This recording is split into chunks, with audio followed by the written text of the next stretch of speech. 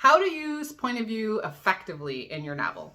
I'm Karen Beery with Right Now Editing, where we turn good manuscripts into great books. And I'm Peg Thomas, multi-award winning author and editor, and we are two editors for 5 minutes. So we talked a little bit about what point of view or POV is, but we also now want to talk about how to use POV and how to change POV effectively in your manuscript so that you're not doing what is often called head hopping, where you're not bouncing around from character to character, which can be confusing for readers. And don't forget, agents and publishers are readers, so you don't want to confuse them. So give us an example of a story, maybe in third person. What would be an appropriate way to use POV or to change POV? Well, a real easy example is always romance, because in romance you have his point of view, her point of view, very rarely any other point of view character. It's generally just him and her. Occasionally they'll throw a third one in, but that's really, it's kind of risky. And that's for people who've been writing for a while and have a following. We've talked about that in another video. But the best place to change those is at a scene break or a chapter change. And quite often, we'll see the scene breaks in romance bounce back and forth between him and her. Not always. Sometimes the chapter will end with the female point of view and pick up the next chapter still in the female point of view at a different time or place. But generally, they go back and forth. So that's kind of the easiest one to use as an example because it's so consistent.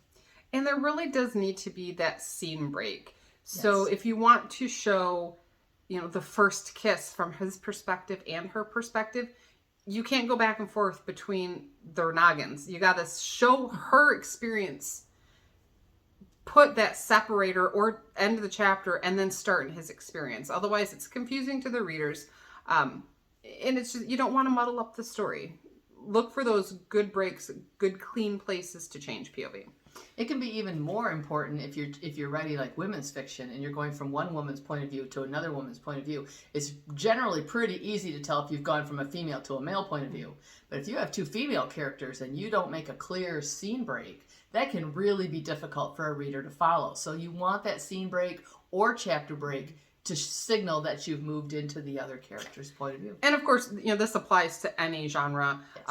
Yes. There's some speculative fiction and historicals where you may have 3, 4, 5 character points of view.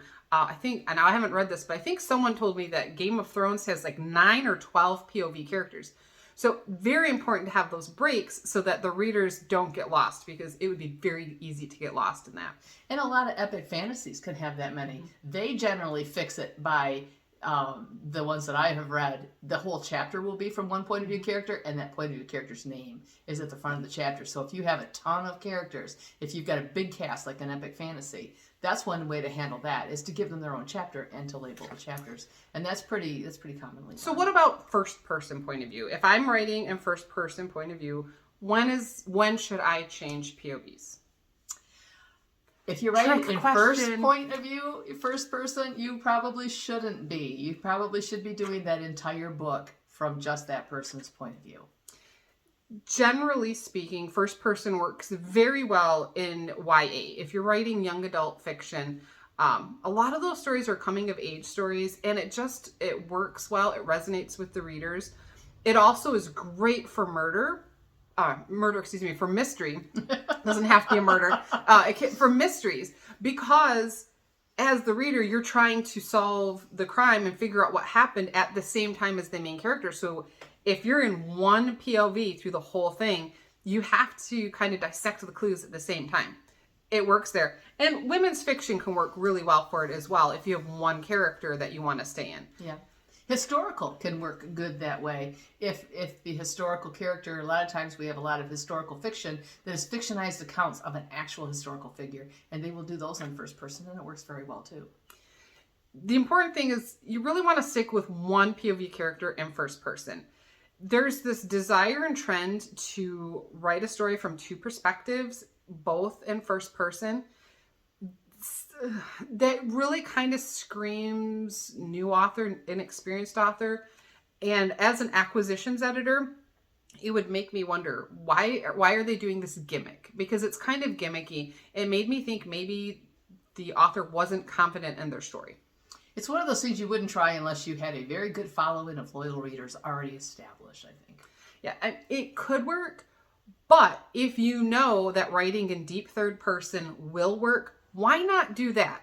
Why risk alienating agents, publishers, readers with alternating first if you know that you can write in deep third and you can just pull all of those readers in? And another thing to think about is there have been numerous polls taken of people who, do you like first person, don't you? There is a large crowd of people out there who obviously don't read YA and mysteries, who do not like first person and simply will not read a book written in first person. So even if you you've can got limit yourself by a choosing great, that. yeah, if you've got a great romance novel, but you write from 2 first person, you're automatically kicking out a whole bunch of readers just because they won't read that. And we'd love to tell you more, but we're already over our limit. Time. So we'll see you later. I'm Karen Beery. I'm Peg Thomas. Bye. Bye.